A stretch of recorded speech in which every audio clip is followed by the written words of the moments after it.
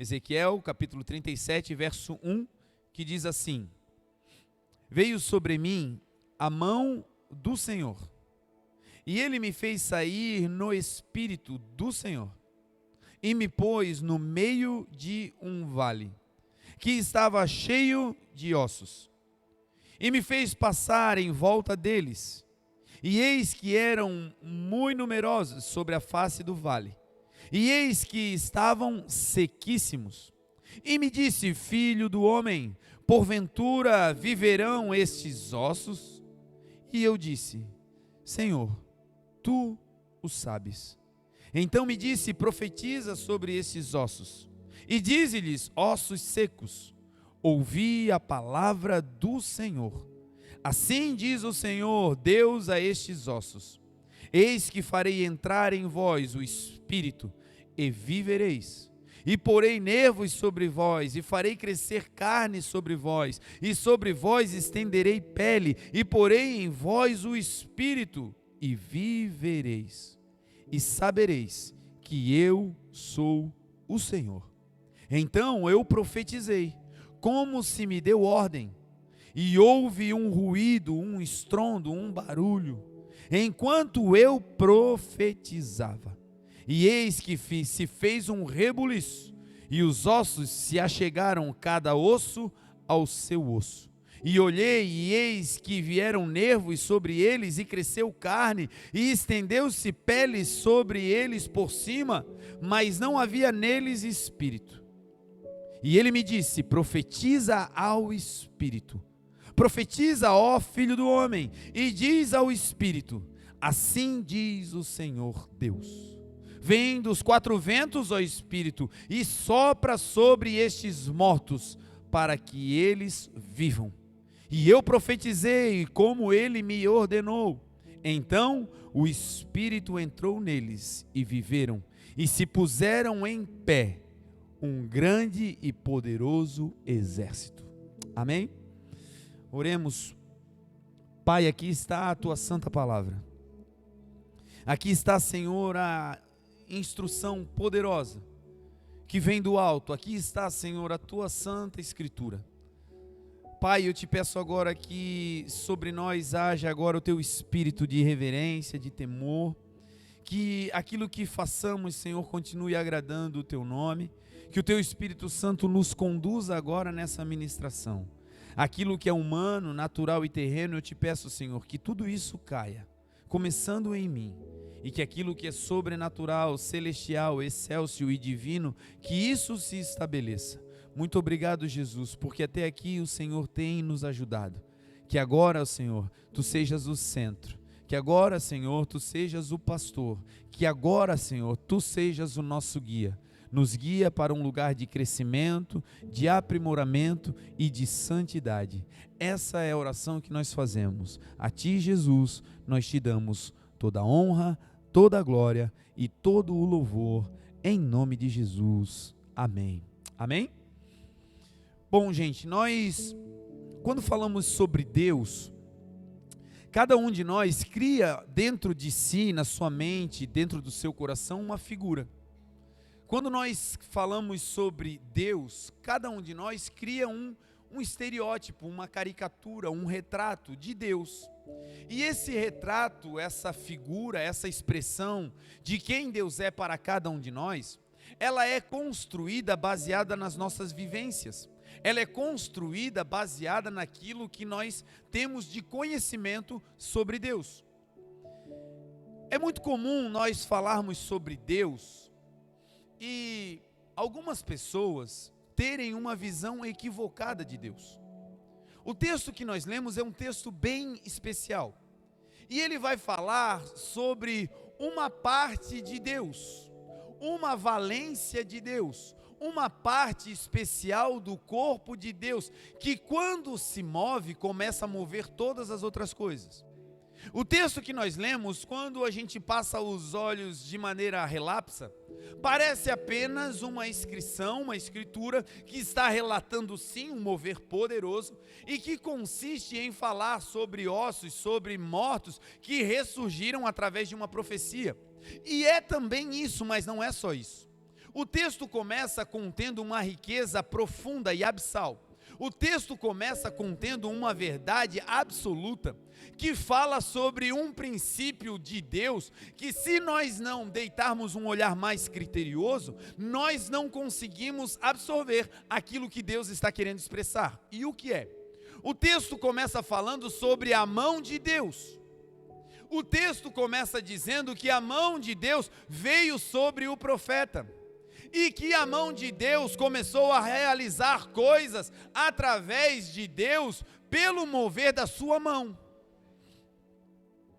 Algumas pessoas, quando escutam a expressão a mão de Deus, por terem uma referência de Deus equivocada, logo que escutam falar da mão de Deus, o que vem no seu coração é aquela expressão religiosa: a mão de Deus vai pesar. A mão de Deus vai destruir. A mão de Deus está contra você.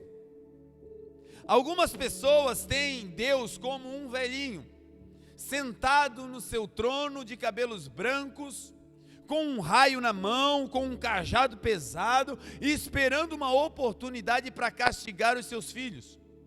E essa é uma visão religiosa, essa é uma visão distorcida. Esse não é o Deus real, esse não é o Deus da Bíblia. O Deus da Bíblia é um Deus que a palavra diz que ele é, na sua essência, bom. Isso tem que estar claro no coração da igreja, isso tem que estar claro no meu e no seu coração. Deus não muda, em Deus não há mudança e nem sombra de variação. O nosso Deus é aquele que era, que é e que há de vir. O nosso Deus é eternamente. E a palavra de Deus nos ensina que a essência de Deus é boa. E se a essência de Deus é boa, nada que flui de Deus pode ser contra a sua essência. De Deus não flui maldade. Quando passamos por momentos difíceis, quando passamos por lutas, quando passamos por crises, não atribua, meu irmão, a maldade humana, a maldade do mundo a Deus. Porque Deus não é mau, Deus é bom. E tudo que Ele faz, diz a palavra, é bom. Agora, é bem verdade que no mundo tem aflições. É bem verdade que a compreensão que nós temos sobre Deus vai determinar o nível de vida que vamos viver aqui embaixo. Por exemplo, o Salmo 100 vai falar uma verdade cabal sobre Deus. Salmo 100 é um texto que vai explicar como nós devemos cultuar a Deus. É um texto pedagógico que vai nos ensinar como é que se chega na presença de Deus. O que Deus espera de quem se aproxima dele e como nós devemos chegar diante do Senhor quando nele nós nos aproximamos para festejar. Olha o que diz o Salmo 100: celebrai com júbilo ao Senhor. Ele está dizendo, celebrem e façam festa para Deus, mas essa festa não é para vocês se entristecerem ou fazerem por obrigação. Celebrem com júbilo, ou seja, quando se unirem para adorar a Deus, façam isso de todo o coração, festejando, jubilando, porque Deus é bom. Por isso aqui na igreja nós temos uma marca, e não é essa igreja, é a igreja de Cristo. Povo de Deus é povo feliz. Gente de Deus é gente que tem problema de equilíbrio mental, porque você olha no meio do caos, o camarada está sorrindo. É gente que o barco está enchendo de água e ele está dizendo, eu sei que meu Redentor vive e no fim ele vai se levantar, vai dar certo. Vai dar certo. Então Deus está dizendo, quando vocês se juntarem, não pode ter tromba. Quando vocês se juntarem, não é para estar com semblante caído. Quando vocês se juntarem, é para celebrar com júbilo ao Senhor. Por isso nós somos uma igreja barulhenta. Por isso nós somos um povo que os cristãos, eles ficam, é difícil andar com a gente. Porque a gente prefere celebrar o que está dando certo do que enaltecer o que está dando errado. A vida não é perfeita, mas o nosso Deus é perfeito. Então nós decidimos, nós vamos nos alegrar com o que está dando certo e acabou. Provas. Aquele que for fiel no pouco, sobre o muito o Senhor o colocará. E às vezes o pouco não é bom. É aquele último pãozinho, é aquele último passe de ônibus, é aquele último litrinho da gasolina, é aquela última corda do violão. Mas é nessa fidelidade e alegria do último que o Senhor diz, não é o último, é apenas o começo. A partir disso, se você for fiel, eu te colocarei num lugar mais elevado. Então, celebrem com júbilo ao Senhor, passo 1. Servir ao Senhor com alegria, diz o salmista. Então ele diz, se juntem, e quando se juntarem, festa. Semblante alegre, vão para frente. Pastor, mas a vida não é um mar de rosas, não. Mas nós teremos bom ânimo, disse Jesus. Então juntou, festa. Servir ao Senhor como? Com alegria. É por isso que nós também temos uma outra marca. Se você está mal e não dá para fazer, não vem. Como, pastor? Fique em casa, ora ao Senhor, Deus vai te abençoar. Mas se vir para cá, é com um sorriso no rosto, para alegrar o Senhor. Não maltrata ninguém, ainda que por dentro chorando, mas um sorriso no rosto para dizer, o meu Deus é bom e Ele não falha. Talvez você não saiba, mas a expressão do rosto humano é a denotação de que você está numa condição ou de aprovação diante de Deus ou de reprovação diante de Deus. Você sabia disso? Cara feia é muito mais do que apenas cara feia. Cara feia retrata um estado espiritual de reprovação de Deus. E semblante alegre retrata também uma aprovação de Deus sobre aquela vida. A Bíblia vai contar a história de 2 irmãos que foram ofertar ao Senhor. E os 2 levaram ofertas, um deles levou primeiro, o outro levou a cabo de dias. A história é Caim e Abel. Os 2 levaram os produtos que eles produziam. Um era pastor de ovelhas, levou ali um sacrifício, o outro era agricultor, levou as suas primícias daquela colheita. Os 2 levaram ao Senhor. Aí o texto diz que Deus recebeu a oferta de Abel e ficou alegre com Abel e também o recebeu. Ele foi aceito por Deus. Não apenas a oferta, presta atenção. O importante não é a oferta, o importante é que o ofertante esteja aprovado, porque aí a oferta é aceita. Deus não está interessado no que a gente tem, Ele está interessado no que a gente é. Aí Abel vai e oferta, alegre, feliz, premissa. E Caim vai e oferta, mas oferta depois de alguns dias. É aquele negócio que Deus está dizendo, vai lá e pede perdão, rapaz, pede perdão. Amanhã eu vou, Senhor. E no outro dia o Senhor está dizendo, vai lá, pede perdão, conserta. E a gente diz, Senhor, ano que vem eu vou. E aí uma hora a gente vai. E quando vai não é do jeito que era para ser, e a gente se decepciona e diz, olha aí. Mas por que não fluiu? Não fluiu porque você já escutou essa palavra. E a palavra de Deus diz, se você ouvir a voz do Senhor teu Deus, não endureça o teu coração, faz na hora. Aí Caim, ele deixou um tempo e depois foi ofertar também. E o texto diz que ele ofertou e a sua oferta não foi aceita e ele também não foi aceito por Deus.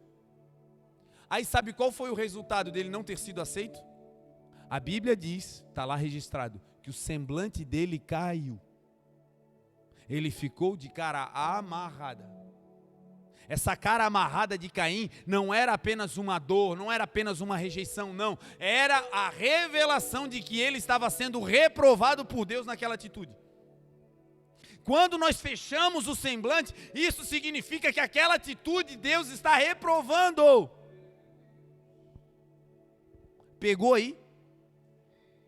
Não sei se a gente vai fazer plástica, eu não sei como é que vai ser, excesso de botox, nós vamos ter que dar um jeito. Nós vamos precisar andar nessa terra com um semblante em pé, com um rosto feliz, e quem passar por nós verá a face do nosso Criador. Esse será um mês que nós vamos passar por grandes desafios, mas nós vamos passar celebrando com júbilo ao Senhor e servindo a Deus, não é com choro, é com alegria.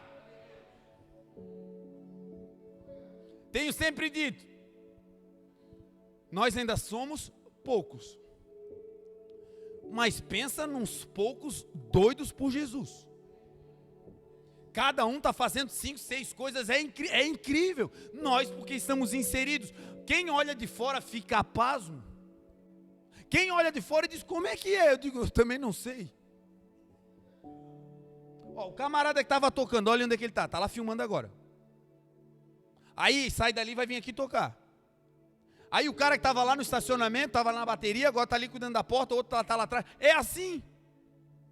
Quem olha parece que tem uma equipe grandiosa e Deus nos deu um prédio que a gente já não se encontra mais. Tem hora que a gente chega e diz, o irmão não veio, está lá atrás, meu Deus, eu nem vi. Como é que isso acontece? O Senhor está identificando em nós um povo que serve a Ele com coração alegre. É para varrer, vão fazer festa porque estão varrendo, aleluia. É para ir a pé, aleluia, glória a Deus porque estamos indo a pé. Que isso seja uma realidade na tua casa. Viva aquilo que Deus está te dando na plenitude e com alegria, porque se nós formos fiéis no pouco, sobre o muito o Senhor nos colocará. É o que diz a palavra. Pois bem, quando nós olhamos para Deus, as pessoas fazem uma imagem contrária. Alguns têm uma imagem religiosa, punitiva.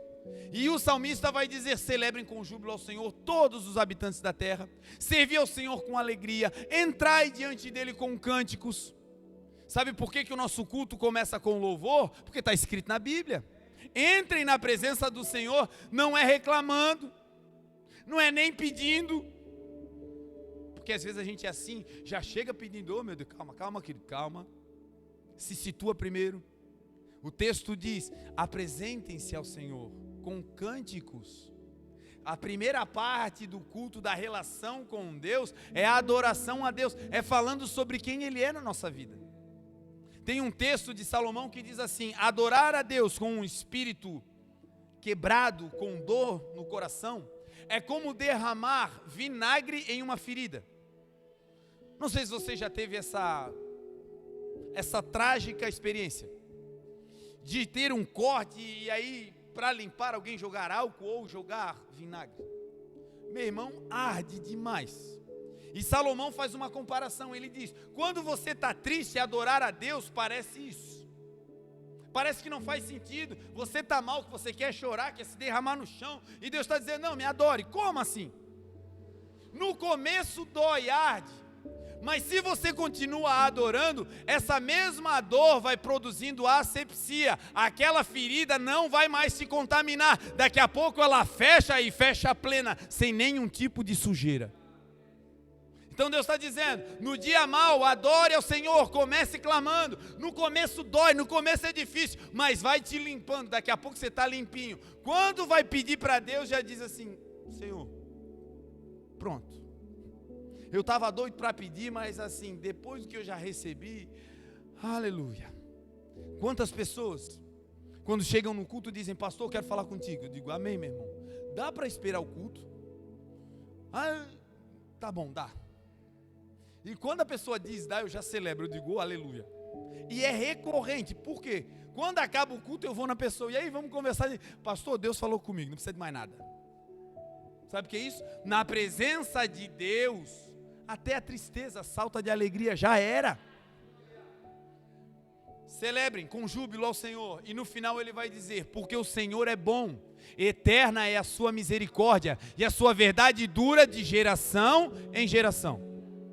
Então o nosso Deus, essencialmente, Ele é bom. Isso tem que estar no nosso coração, ainda que no dia mau, no olho do furacão, na escassez financeira, na dificuldade econômica, não importa, Deus não muda, Ele é bom. Essa é a figura que temos que ter de Deus. Uma outra verdade sobre Deus, é que Deus, gente, Ele é longânimo, diz a palavra. Pedro, na sua segunda carta, ele vai falar sobre duas marcas de Deus. Ele vai dizer, porque Deus é longânimo. E Ele é também tardio em irar-se. não querendo que ninguém se perca, mas que todos cheguem à condição de arrependimento. Nós é mais ou menos assim, seres humanos. Pisou na bola, chegou atrasado, fecha a porta, vamos embora antes que ele chega. Por que ele não estava aí no horário? Está todo mundo aqui. Deus é assim, dá mais de 5 minutos aí, pessoal. Mas eu cheguei cedo. Espera um pouquinho, o irmão talvez está passando um trabalho que tu não sabe. Espera aí. E aí quando o irmãozinho entra, Deus não bota ele no fundo ou grudado no teto. Pega ele e bota lá de motorista. E fica todo mundo indignado. Que é isso? Os últimos no reino serão os primeiros. Esse é o coração de Deus. E graças a Deus que Ele é assim, porque um dia a gente foi os últimos, diz aí. Quando a gente está dentro, a gente quer que o ônibus saia. Mas quantas vezes não fomos nós que estivemos no ponto de ônibus atrasado esperando? E graças a Deus que Ele não saiu e nos esperou, amém? Esse é o nosso Deus, bom. Aí Ele vai dizer que Deus é longânimo. Sabe o que é longânimo? Longânimo é uma capacidade, uma habilidade de resistir às afrontas. Pensa num camarada poderoso, que é Deus, que poderia acabar com o mundo, que vai acontecer um dia, com o sopro da sua boca, diz a palavra. Acabou tudo. Aí ele é longânimo, ou seja, ele vai resistindo às nossas afrontas. Aquele dia que a gente diz, Deus, onde é que tu estás? Sabe o que é isso? Afronta. Aquele dia que a gente diz, Deus, tu dá para todo mundo, menos para mim, eu não vou mais. Sabe o que é isso? Afronta. Deus, olha aí! E o Senhor lá de cima, com tudo para nos dar um banquete preparado, e dizendo, menino, menina, meu filho, eu te amo. Ele não vem com juízo, ele não vem com veemência para nos acabar. Sabe o que ele faz? Ele é longânimo. E mais, ele é tardio em irar-se. Que bênção que o Senhor demora para se irar. Glória a Deus. Chegará um dia que a ira de Deus virá sobre a terra. Um dia, não é agora. Nós somos pregadores da boa notícia, da boa nova, do amor de Deus, da esperança, da salvação, da porta aberta, da transformação. Ei, ainda dá tempo para aquele doido da nossa família se converter. Ainda dá tempo para aquele maluco que cometeu algo errado se converter. Ainda dá tempo, a ira não chegou. Nós vivemos o tempo da graça. E isso é lindo, porque o nosso Deus vai se construindo bom na nossa frente. Existe um outro texto que também fala sobre a essência de Deus. João, na sua primeira carta, ele vai dizer que aquele que não ama, não conhece a Deus. Porque Deus é amor. Aí aqui a gente fecha o pacote, eu acho que está ótimo. Um Deus que é longânimo, tardio em irar-se, não quer que a gente se perca, mas que a gente se arrependa. Um Deus que Ele é bom na sua essência, a sua verdade dura para sempre, o que Ele promete hoje, Ele não muda amanhã, falou, está falado. Um Deus 100% confiável. E aí para fechar o texto diz que Deus é amor. Agora pasmem, que se Deus é amor, Deus é bom, Deus é verdade, Deus é longânimo, como é que algumas pessoas conseguem associar esse Deus bom com uma mão destrutiva? Como é que pode o cabeça ser bom, o corpo ser bom, e a mão dele se mover para esmagar, para destruir? Para nós a expressão, a mão de Deus vai pesar, só se for no inimigo, meu amigo. Para quem é de Deus e para os seus filhos, a mão do Senhor é uma mão de bondade, porque Ele é bom. E é sobre isso que nós vamos falar nessa manhã. Sobre coisas poderosas que acontecem com quem se enfia debaixo da potente mão de Deus. A mão de Deus, gente, é uma expressão para falar da presença do Senhor. E a Bíblia inteira está repleta de atitudes da mão de Deus. De verdades que acontecem quando a mão de Deus vem sobre alguém. Um dos textos que eu mais gosto é quando Isaías no verso 59, ele vai dizer o seguinte, ele diz assim: a mão do Senhor não está encolhida, que não possa nos salvar. Perceba uma característica da mão de Deus. Ela é uma mão que ela está estendida. Ou seja, ela está ao nosso serviço, ao nosso alcance. A mão poderosa de Deus, ela está sempre disposta a nos salvar. Seja do caos emocional, seja da crise financeira, seja da crise familiar, não importa qual é a área que você esteja vivendo de dificuldade, saia daqui hoje com essa certeza: a mão do Senhor não está encolhida, ela está estendida para nos salvar, diz a palavra. Quando a mão de Deus vem, não é para destruir, o texto diz que é para salvar.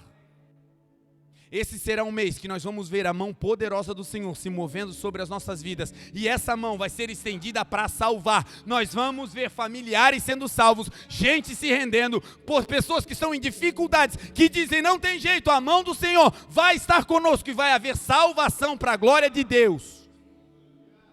Essa é a verdade da mão do Senhor, ela vem para salvar. Aí existe uma outra marca da mão de Deus, que chama a mão de Deus de mão forte. Deus fala com Moisés e manda Moisés fazer uma festa.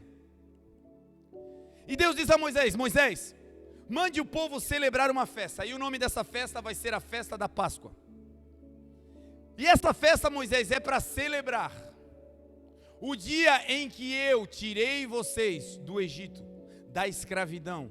E tirei vocês de lá, não foi com guerra, não foi com armas. Eu tirei vocês de lá com mão forte. Então a mão do Senhor, quando vem sobre alguém, ela vem para nos tirar com força de todo e qualquer cativeiro.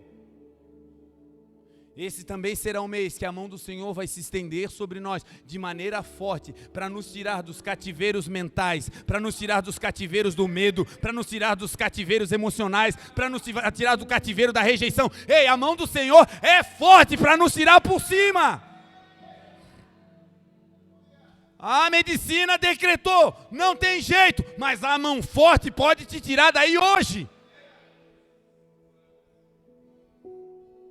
Os homens já decretaram, não dá mais para ajudar, não dá mais para investir, é sempre a mesma coisa. Os homens podem desistir, mas a palavra do Senhor diz: ainda que uma mãe se esqueça de um filho que amamenta, eu, o Senhor, o teu Deus, jamais me esquecerei de ti. A mão do Senhor hoje está passando sobre nós, Ele está dizendo: eu vou tirar vocês do cativeiro, eu vou tirar vocês do medo, eu vou tirar vocês da guerra, eu vou tirar vocês do meio do caos, eu vou tirar. Aleluia! Perceba que a mão do Senhor é forte. E ela é forte para nos retirar de cativeiros que talvez estão conosco há anos. O dia em que o Senhor tira o povo do Egito com mão forte, era uma libertação de um cativeiro de 430 anos. Eram famílias inteiras que nasceram cativas. Filho cativo, pai cativo, neto cativo, todo mundo cativo, ninguém tinha ideia do que era liberdade. Quem sabe você está aqui ouvindo essa mensagem e a tua família vem de um cativeiro religioso, quem sabe. Vem de um cativeiro espiritual. Tem outras crenças, todo mundo crê em outros deuses, em espíritos, em obras malignas. Talvez a realidade lá é esse cativeiro. E ninguém saiu, e ninguém se rompeu, e ninguém avançou. Agora, com você, algo poderoso está acontecendo. O Senhor colocou a mão forte dele sobre você para te dizer: em você esse cativeiro acaba na tua família, e você vai seguir ao único Deus, vivo e verdadeiro, Rei dos reis e Senhor dos senhores, que atende pelo nome de Jesus ou Cristo. Em 100 anos, aquele povo não conseguiu se organizar para fazer uma rebelião, se insurgir e ser liberto da mão do Egito. Em 200 anos eles não conseguiram se organizar, levantar um líder, fazer uma colisão e ir contra o governo para serem livres. 300 anos, 400 anos, eles não conseguiram, até que Deus vem com a sua mão. Quem sabe existem portas fechadas que você diz: pastor, eu nem penso mais nisso, chega, isso me machuca. Pastor, esse é um projeto que quando eu falo, eu já me machuquei demais, porque eu já tentei muito, mas nunca deu certo, e no meu coração isso me causa dano. Essa área de cativeiro hoje, em nome de Jesus, vai começar a cair. Esse será o mês das causas impossíveis. A mão do Senhor vai nos tirar do meio desse caos para a glória dEle. Uma outra coisa sobre a mão de Deus é que a mão de Deus, quando ela vem sobre alguém, ela libera a essência que está contida nela. Existe um ato que é muito usado na igreja, que é quando nós vamos ungir alguém, que é quando nós vamos abençoar alguém. A Bíblia diz que o maior deve abençoar o menor. Quando nós vamos consagrar alguém, ninguém pode se autoconsagrar. Tem que ser alguém mais experiente, em um nível de espiritualidade maior, que unja aquela pessoa. E quando se derrama o óleo da unção, se derrama pela cabeça. E quando se vai orar por alguém nessa condição, o que se faz? Se põe a mão na cabeça. Que significa uma autoridade. Que significa uma capacidade espiritual, que a partir daquele momento, o que tem na vida daquela pessoa que está botando a mão na tua cabeça, vai para você. É uma transferência.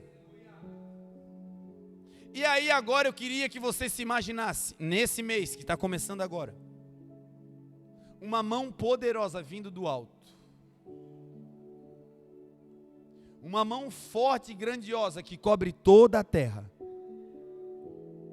Uma mão que é tão grande que o profeta declarou que ele mede os céus com o palmo da sua mão.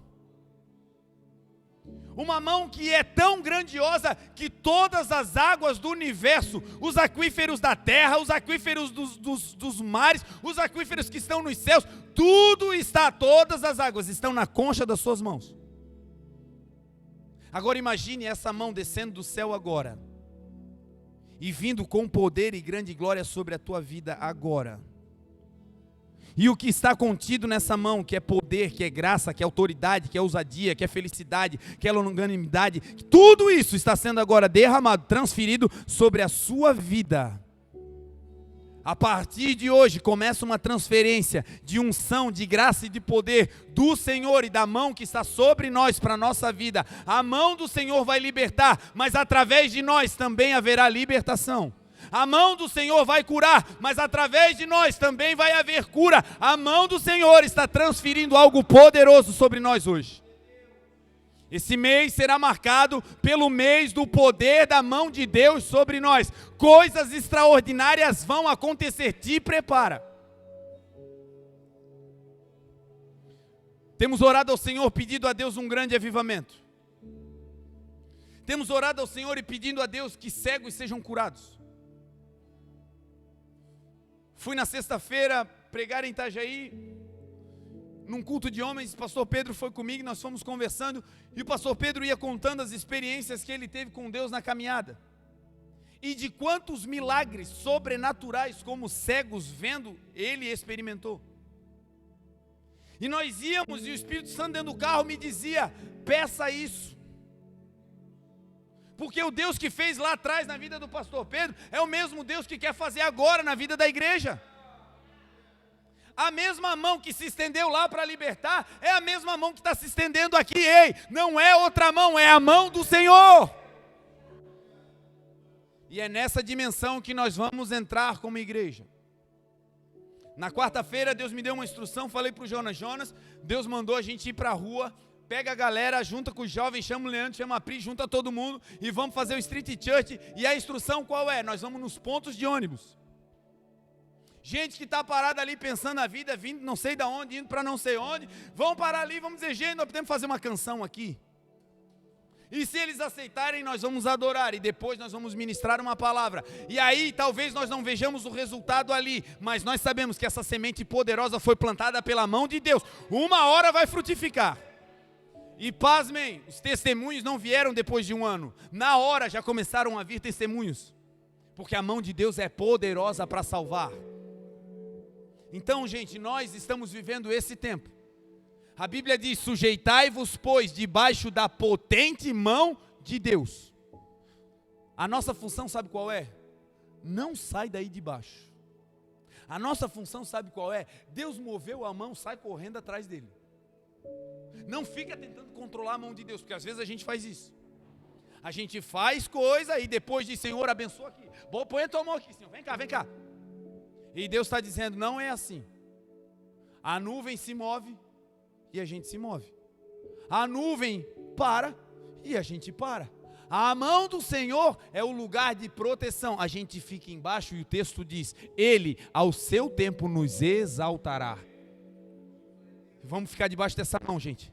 Não vamos sair debaixo dessa mão. Essa mão é que nos protege, essa mão é que nos guarda. E é essa mão que vai nos dar autoridade. Nós vamos orar e milagres vão acontecer. Esse é o mês, exercita isso. Não espera, é amanhã, é hoje. Passou um doente, passou um doido, teve dor. Antes de ir para o remédio, vai para Jesus. Pois bem, em Êxodos, Deus diz a Moisés, Moisés, celebrem, porque a minha mão vai tirar vocês daqui. A minha mão tirou vocês, mão forte, libertação. Isaías diz que a mão não está encolhida. E agora lá em Atos, depois do grande avivamento, você vai ver lá em Atos 11 uma palavra que diz que quando Estevão foi apedrejado, um dos discípulos, começou uma perseguição sobre a igreja. Os discípulos, os seguidores de Jesus começaram a se espalhar por todas as nações. E eles saíram pregando a palavra, mas eles só pregavam para os judeus. Eles só pregavam para aqueles que já criam em Deus. Até que um grupo chegou em Antioquia. E quando eles chegaram em Antioquia, o texto diz que algo diferente veio sobre eles. E eles não pregavam apenas para o povo da igreja. Eles não pregavam apenas para aqueles que aceitavam, que já conheciam. Não, eles começaram a pregar para os gregos. Eles começaram a pregar para os gentios. Eles começaram a pregar para a gente que nem sabia que Jesus existia. E aí, pasmem o que aconteceu. O texto diz assim: e a mão do Senhor era sobre eles. E eles pregavam, e muitos se convertiam, e começavam a crer no Senhor, por causa da mão de Deus. Gente, pregar para quem aceita é uma benção. Pregar para nós aqui que estamos dizendo, gente, Jesus é bom, todo mundo sabe, Jesus é bom mesmo, glória a Deus, aleluia. É confirmação, meu Deus, é uma benção. Agora, quer ver um negócio difícil? Pregar num reduto de muçulmanos, aonde as pessoas não apenas não creem em Jesus, mas acham que Jesus é um charlatão, aonde eles acham que a expressão máxima de Deus é matar quem crê em Jesus. Já pensou? Deus um dia nos deu essa oportunidade.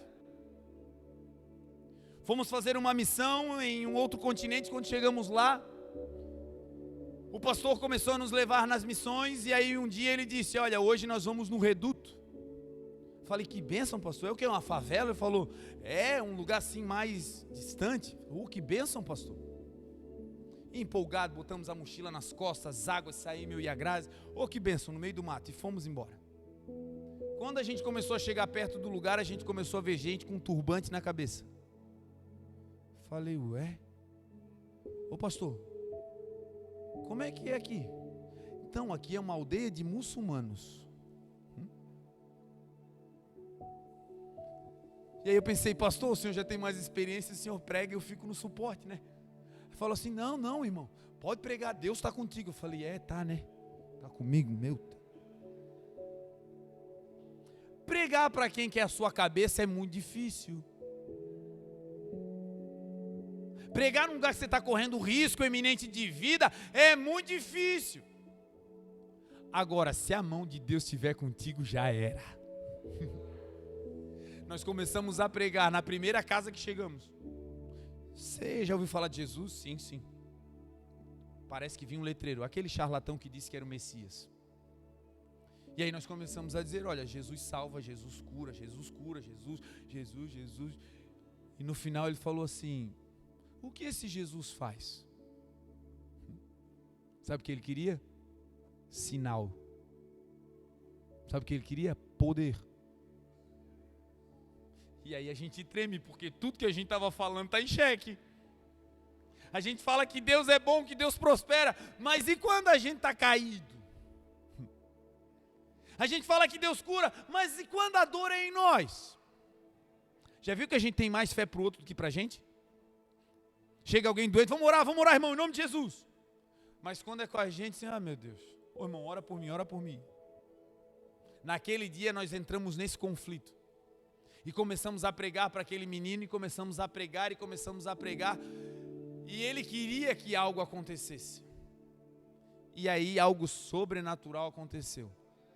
Não foi do lado de fora, foi dentro. Enquanto eu falava de Jesus, a pastora orava intercedendo, o pastor se afastou, não sei para fazer o que, eu acho que me deixou na cova dos leões. Enquanto eu falava de Jesus, o Messias, o Filho de Deus, lágrimas começaram a cair dos olhos daquele menino. E ele tirou o turbante. Ele se ajoelhou no solo africano, no meio daquela tribo.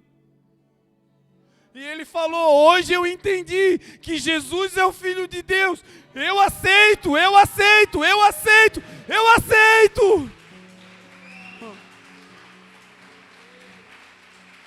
Se a mão dele tiver, você vai para onde for, ele é contigo. Aleluia. Se coloque de pé em nome de Jesus.